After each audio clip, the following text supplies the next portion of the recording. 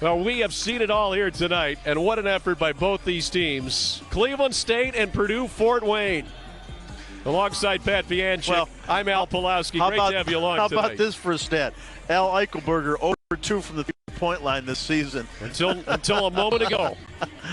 Again, just the way Coach Gates and the staff drew it up, right? Exactly. Again, Dylan Carl is fouled out for Purdue-Fort Wayne. Des Moines Hodge has fouled out for Cleveland State. Nobody else has more than 3 fouls for either side. And the Vikings will start the third overtime with the basketball. I think you play power basketball here. You try to power the ball inside. There it is. Gomillion with the pump fake. Forced it up and in. Trey Gomillion willed that one to go. Yep. 91-89, third overtime in Cleveland. 20 seconds into it, Godfrey. He's been big in the overtimes here in Cleveland tonight. Staying in the zone, even though they gave up a 3. So guys have to maintain their discipline in their zone areas. They have to talk a lot. Horton. Gomillion not letting him get the pass away. 8 on the shot clock.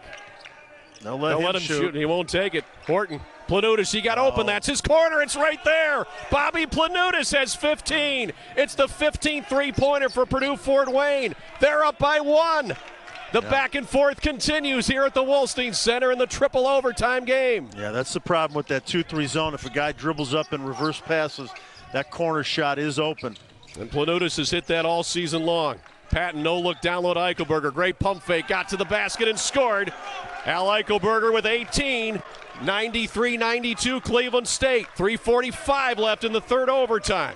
Godfrey thought about it. He'll give it to Pipkins. There's Planutis. Passed up the open look that time. Oh, that looked like a travel there. Might have gotten away with one as Horton gets it to Planutis. He won't pass that one up. Left it short. Gomillion, the Viking rebound. I was surprised Planutis didn't pull the trigger in that left corner shot. That's his shot.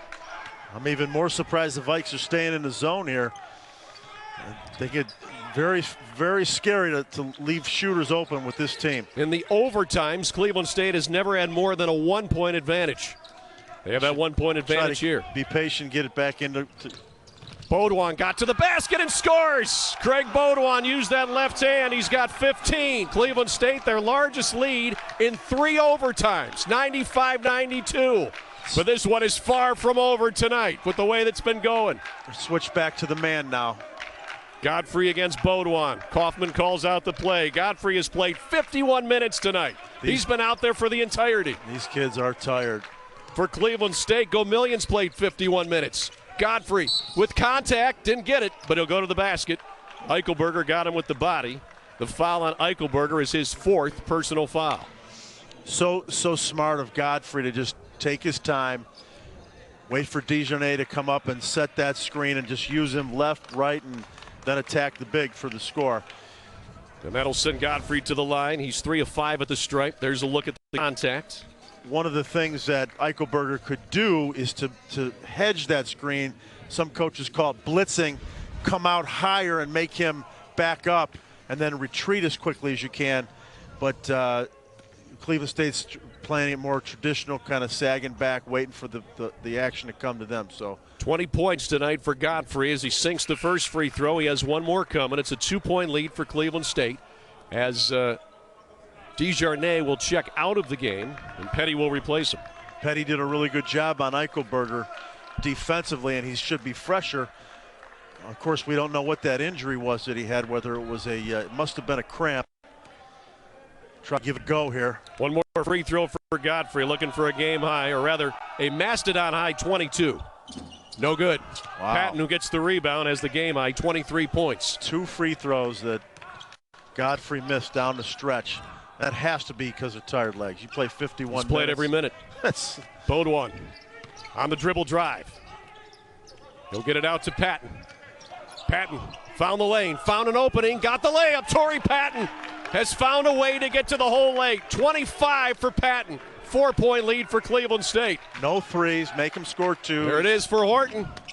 On the rim and off, Patton another rebound as he builds on that double-double. 25 points, 13 boards for Patton. Keep attacking or powering the ball inside. to Gamillion or Eichelberger. 2 minutes to go. Third overtime in Cleveland. Baudouin lost the ball. Here comes Pipkins. Up to Planutis against Oglesby. Made a nice move. Got to the rack and scored.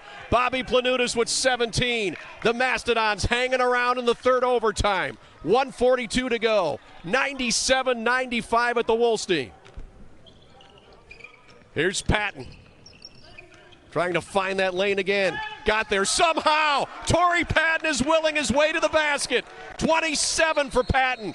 Whistle and a timeout, I believe, for Purdue-Fort Wayne. With a minute 27 to go, they have 2 remaining, and they did call one there. 4-point lead for Cleveland State. Timeout, Purdue-Fort Wayne. I don't know if they did get a timeout. No, I'm sorry, not a timeout. Yep, injured player is the call. Huh. We appreciate that. But I'll tell you what, the officials tonight have done a fantastic job. I don't know. Who went out there? Petty? Yeah, he's out. DeJarnay is back in. He was injured earlier. Here's Godfrey. Trying to find that alley. Found a wide open. DeJarnay for the dunk, his first 2. 99-97. A minute 15 to go in the third overtime. Give Godfrey the credit on that.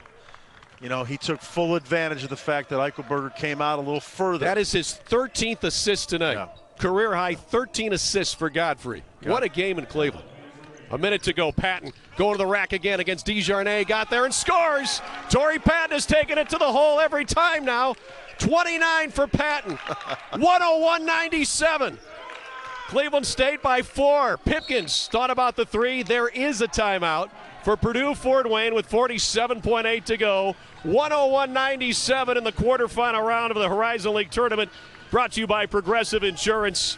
Boy, some great games by some great players. Torrey Patton, all Horizon League. Jared Godfrey, all Horizon League. They've been big down the stretch. Yeah, you know, you go to your go-to guys, right? They're the go-to guys.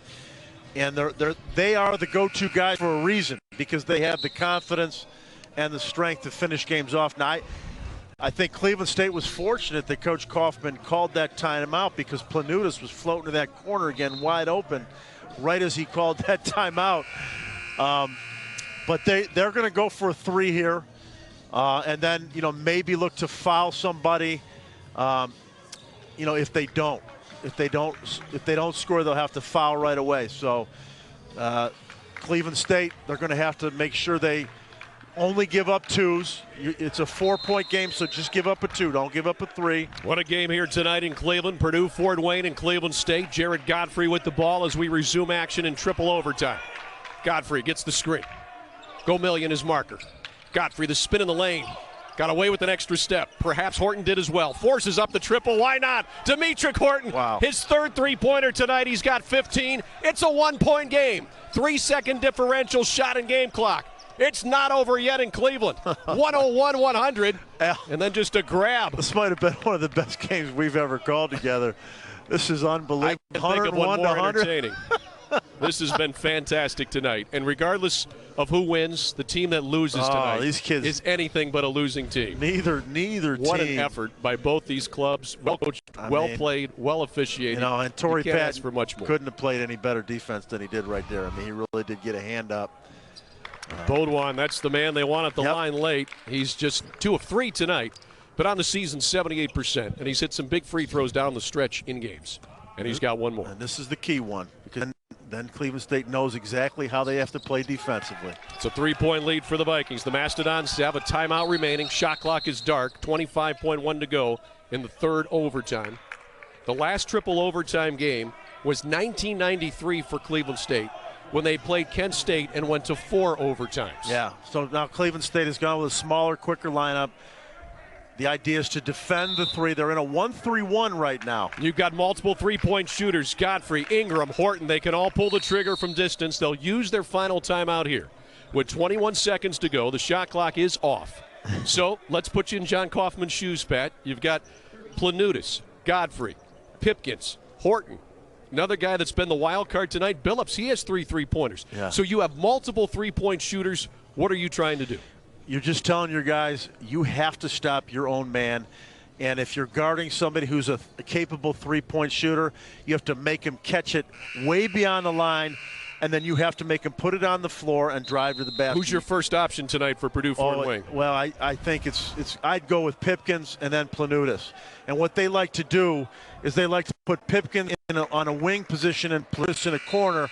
And if the defense closes out to Pipkins, then you kick it over to Planutis. So, but as we've seen in other, Horton's hit some threes too, and then Godfrey is their best three-point shooter. Planutis has 3, Godfrey has 3, Horton, Pipkins, and Billups. They all have 3 3-pointers tonight. One thing is DeJarnett's not going to get it. Here's Pipkins. He'll drive against Sanchez. Put up the 2. No, the tip is in. Now, wait a minute. Basket interference, I believe, is the call. They're going to wave that off, but take a look at it. I don't know. So they'll take a look. It's close. So the call is offensive basket interference. They will review the play here, and we'll find out if the call stands. So it is 103-100 at the moment, but they will double check with 15.5 to go, triple overtime. Cleveland State either way will have the ball. Will they have it with a 1-point lead or a 3-point lead? That's what we'll find out here in just a moment. Well, and again, Cleveland State did exactly what they wanted to do that time, only give up 2 points. It seems like it's almost impossible to stop from scoring right now. Neither team's able to stop the other team. All right, let's take a look at what the officials are taking a look at. There's Pipkins with the tough shot. Good job by Sanchez to get out of the way. DeJarnay. So did they call the goaltending? They called basket interference. So they have to get an angle that would overrule that, a clear angle. Well, there was one there. Let's take. Well, from here, this one's too difficult to tell. Yeah, the other one too. The last one, it looked like it wasn't basket interference on the last one, but again, it is close. Really good job by Sanchez to not foul there. So here again is the look. DeJarnay coming over.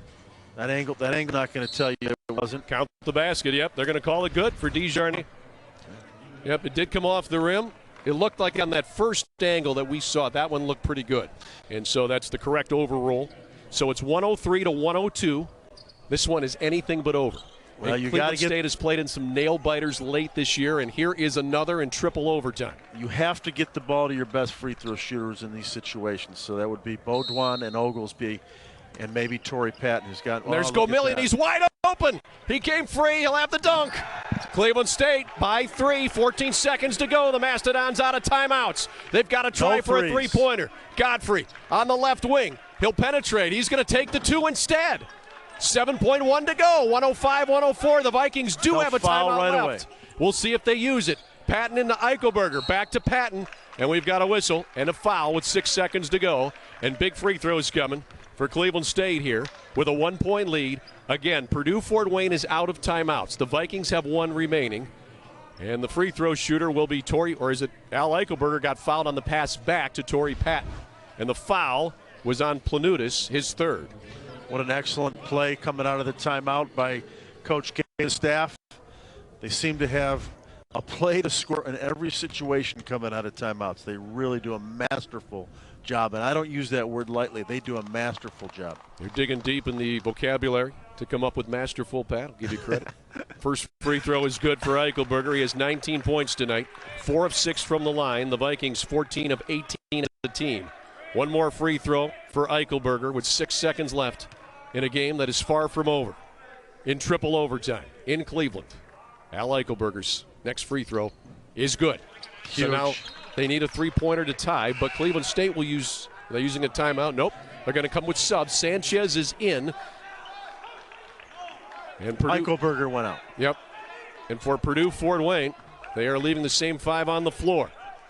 So Planutis, Godfrey, DeJarnay, Horton, and Pipkins. The importance of him hitting that free throw meant that Cleveland State could sub in a quicker player. And now the Vikings will use their timeouts. So now both teams are out of timeouts with 6 seconds remaining in the 3rd overtime. Cleveland State 107, Purdue-Fort Wayne 104. I'll be honest, Pat, with the way this one is going, I expect Purdue-Fort Wayne to hit a three-pointer. You wouldn't. That, you know what? They are 16 of 35 behind the arc tonight. 46%. Based on the evidence. If you've taken 35 three-pointers and hit 16 of them, you're really you would not, expect to win the game, right? You're really not making a stretch call there. I mean, this has turned into one of the best college basketball games that I've had a chance to call. It really has. I can't remember a more exciting one. And since we've done this for 10 to be fair, was a bit of a clunker. 28-27, Purdue-Fort-Wayne. So now, and Majak, the freshman, is in for Cleveland State. He hasn't played in the last 6 games. He's 7'2". He'll guard the inbounder. And look at the bench, jumping for Majak.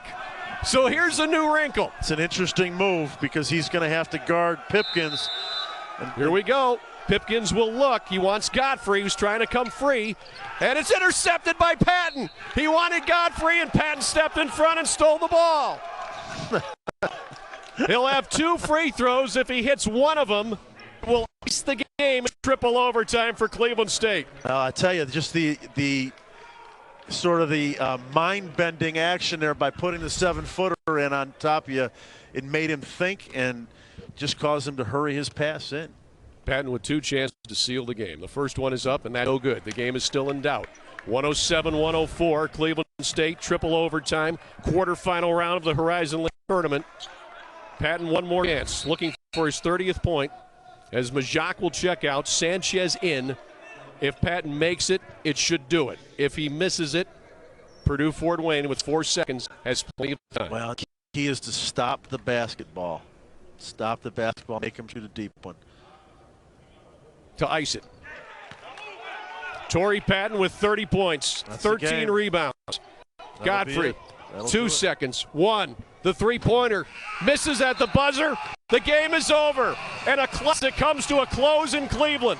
In triple overtime, the #1 seed survives. Cleveland State 108, Purdue-Fort-Wayne 104. This game had everything, Al. Everything. And I'll tell you, my heart goes out to those mastodons, those kids from Purdue University, Fort Wayne, played their hearts out, and they deserve this win just as much as Cleveland State did. My hat, tip your hat to Coach Kaufman. He goes on the road, wins one in double overtime, comes on the road, almost wins another one in